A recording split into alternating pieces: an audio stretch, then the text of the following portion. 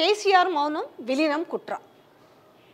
చాలా మందికి డౌట్ వస్తుంది, ఇంత జరుగుతుంది కదా ఎందుకు కేసీఆర్ మౌనంగా ఉన్నాడు అనేసి. ఇక రెండోది విలీనం ఏంది, కుట్ర ఏంది. నిన్న ఒక మీడియా ఛానల్లో వచ్చిన, ఒక సోషల్ మీడియా ఛానల్లో వచ్చిన ఒక మీడియా దిగ్గజం అనే వ్యక్తి నిన్న చూసిరు. దాదాపుగా ఒక వాచ్ టైం 81,000 మంది చూస్తున్న తర్వాత గంటన్నరకు అది 400కే పడిపోయింది. సరే, అది వేరే విషయం.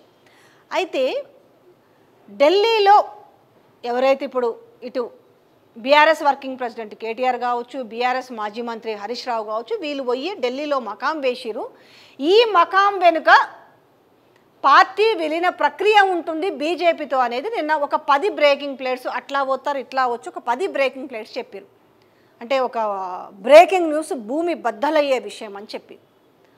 అంటే నాకు నిజంగా విలీనం ఉంటుందా లేదా అనే విషయాన్ని పక్కన పెడితే, అంటే ఆయనకు చాలా సమాచారం ఉందట, మేబీ మరి అది బీజేపీ వాళ్ళు చెప్పిరో మరి బీఆర్ఎస్ చెప్పిరో తెలియదు. కానీ అయితే ఇక్కడ నాకు ఒక్క పాయింట్ కనపడింది, బీజేపీతో బీఆర్ఎస్ విలీనం కాబోతుంది. కారణం ఏంటంటే ఎమ్మెల్సీ కవిత బెయిల్ విషయం పైన. ఇందులో ఒక క్లాస్ మీకు చెప్తాను, ఒక సీక్రెట్ దాగి ఉంది, అదేందో చెప్తా. సో ఎమ్మెల్సీ కవిత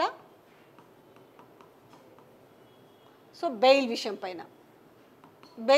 పైన ఇక్కడ దాదాపుగా మనకు ఒక 2 డేస్ నుంచి, గత 2-3 రోజుల నుంచి చూస్తే అటు మెయిన్ స్ట్రీమ్ మీడియాలో కావచ్చు, ఇటు సోషల్ మీడియాలో కావచ్చు, వెబ్సైట్లలో కావచ్చు, త్వరలోనే ఎమ్మెల్సీ కవితకు బెయిల్ అనే వార్తల్ని మనం చూసినాం. చాలామంది చూసిరు. ఒక్కసారి మీరు ఆ వార్త రాసిన వాళ్ళకి కావచ్చు, ఆ వార్త ప్రసారం చేసిన వాళ్ళకి కావచ్చు, ఆ వార్త చెప్పిన వాళ్ళకైతే బాగా తెలుసు. దాదాపుగా అన్ని వార్తల్లో ప్రసారం అయింది ఏది, ఈ కవితకు బెయిల్ త్వరలో. ఓకే, త్వరలో. ఈ త్వరలో అనేది వారం పట్టొచ్చు, 2 వారాలు పట్టొచ్చు, నెల చివరి వరకు కావచ్చు, మేబీ మరి వచ్చే నెల కూడా కావచ్చు, ఎప్పుడైనా కావచ్చు. సో ఇక్కడ ఏమైంది అని అంటే, ఎట్లాగో తనకి న్యాచురల్గా బెయిల్ వస్తుంది కాబట్టి దీన్ని కాస్త తీసుకెళ్ళి ఇప్పుడు విలీనం అనే ప్రక్రియను తెరపైకి తెస్తే, సో ఈ బీఆర్ఎస్ బీజేపీతో చర్చలు జరిపి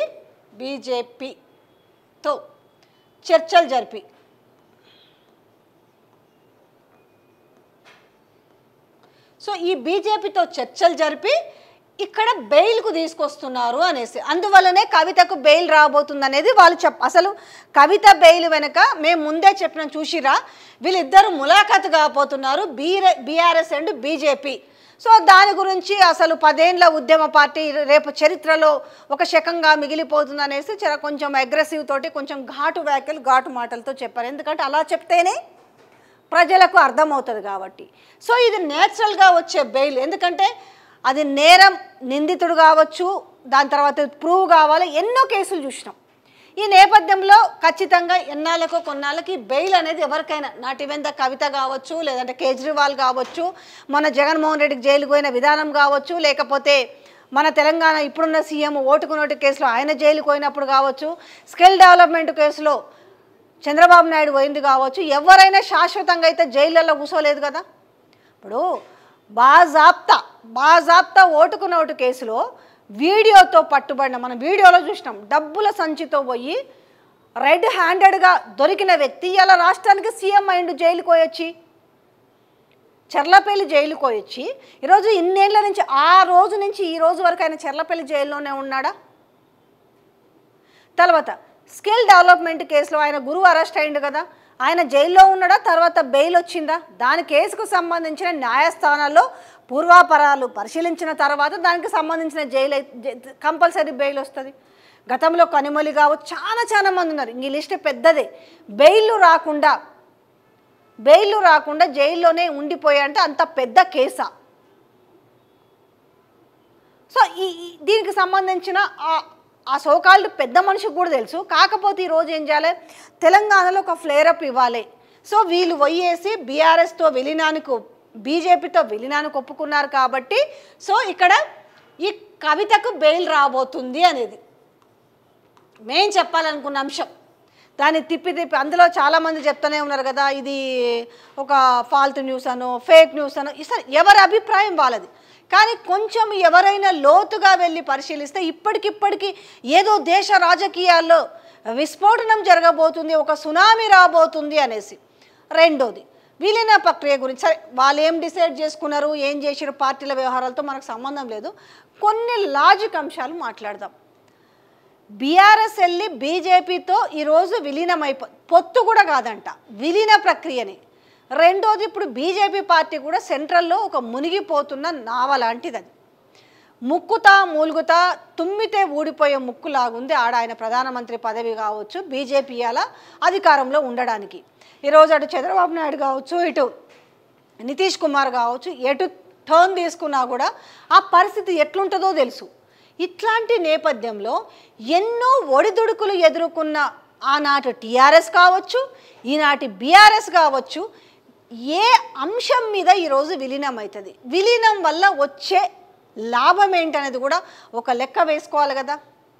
ఈరోజు ఒక మాట అన్నారు, చెప్తూ ఏమన్నారు, బీజేపీకి ఈరోజు ఫేస్ ఆఫ్ ది వాల్యూ లేదు, సో కాబట్టి వీళ్ళు ఫేస్ ఆఫ్ ది వాల్యూ ఉంటారు అనేది ఒక లైన్ తీసుకొచ్చారు.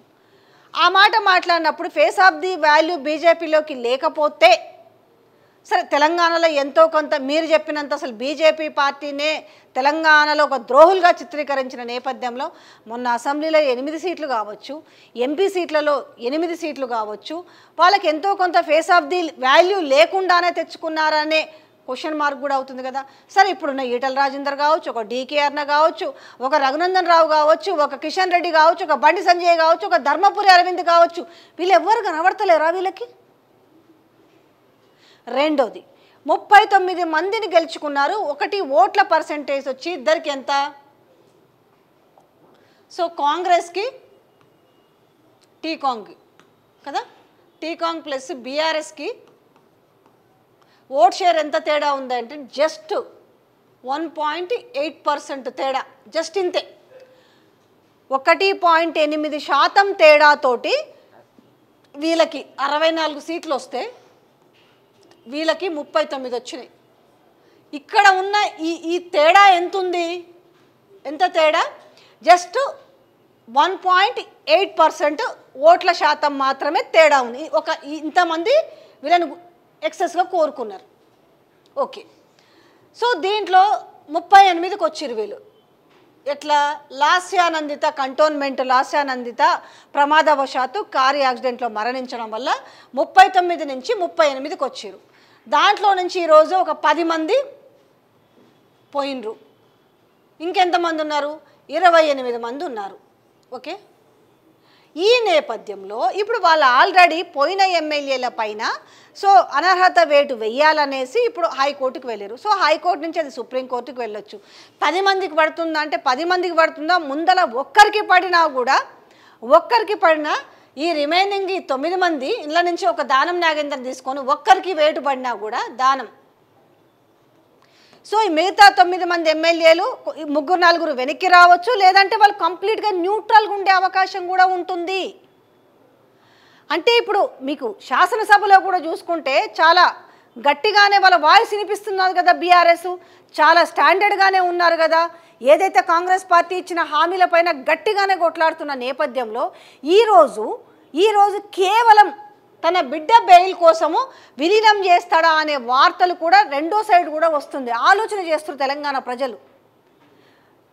20 ఏళ్ల పాటు కొట్లాడి వ్యయ ప్రయాసాలకు కేసులు కావచ్చు, వ్యయ ప్రయాసాలు కావచ్చు, ఎన్నో అసలు ఈ పార్టీగా బతకదు, పురిట్లోనే పుట్టింది పురిట్లోనే పోతుంది అని మాటలు మాట్లాడి ఇన్ని జరిగిన నేపథ్యంలో దాన్ని గెంటుకొచ్చి తర్వాత కాదు 10 ఏళ్ళు అధికారంలో ఉన్న ఒక పార్టీ అంత అడ్రస్ లేకుండా తీసుకుపోయి విలీనం చేస్తుందా అన్న క్వశ్చన్స్ కూడా వస్తున్నాయి. అంటే ఒక సబ్జెక్టు ఒక జర్నలిస్ట్ చెప్పేటప్పుడు దీనికి కొంత సరే మేబీ మరి ఆయన పెద్ద వ్యక్తి కదా, చాలా ప్రూఫ్స్ ఉండొచ్చు, ఆయనకు బీజేపీలో చెప్పిండొచ్చు అనొచ్చు. కాకపోతే పార్టీని తీసుకెళ్ళి దాంట్లో విలీనం చేసుకుంటే ఇప్పుడు ఏమైనా ఎలక్షన్లు ఉన్నాయో? మరో 4 ఏళ్ల వరకు ఎట్లాంటి ఎలక్షన్లు లేవు. స్థానిక సంస్థల ఎలక్షన్లతో పెద్ద ఉపయోగం లేదు. అసలు బీజేపీకి ఇప్పుడు తెలంగాణ మీద కాన్సన్ట్రేషన్ చేసే పరిస్థితి ఉందా? ఓకే, ఎక్కడైతే నేను ఇంతకుముందు ఒక వీడియోలో చేసిన ఈ కుట్ర అనేది కాంగ్రెస్ పార్టీ అధికారంలోకి రాకముందు నుంచే కుట్ర జరిగింది. ఏంటంటే అసలు బీజేపీ ఇక్కడ అధికారంలోకి వస్తామనే వాళ్ళకొక నమ్మకం ఉండింది అధికారంలోకి. సో దీంతో వాళ్ళు ఏం చేసిరనంటే ఎలక్షన్ల ముందు వాళ్ళు కూడా వీళ్ళు ఎవరైతే కాంగ్రెస్ పార్టీ ఒక సునీల్ కనుగోలు టీం లాంటిది పెట్టుకుందో వాళ్ళు కూడా ఒక టీముని దింపి అసలు బీజేపీ పరిస్థితి తెలంగాణలో ఎట్లుంది, అధికారంలోకి వచ్చడానికి ఏమన్నా అవకాశం ఉందా అనేది వాళ్ళు కూడా కంప్లీట్గా ఒక సర్వే తెచ్చుకున్నారు. దీంట్లో వాళ్ళు చెప్పింది ఏంటంటే ఇక్కడ ఒక హైటెక్ సిటీలో ఒక 300 టీం దిగిండ్రు. 300 మంది ఒక టీం దిగింది. ఎప్పుడిది? ఎలక్షన్స్కి ముందే దిగింది. సో వీళ్ళు ఇచ్చిన సమాచారం ఏంటనంటే 30 నియోజకవర్గాలలో బీజేపీ ప్రభావితం చూపించగలుగుతుంది. 30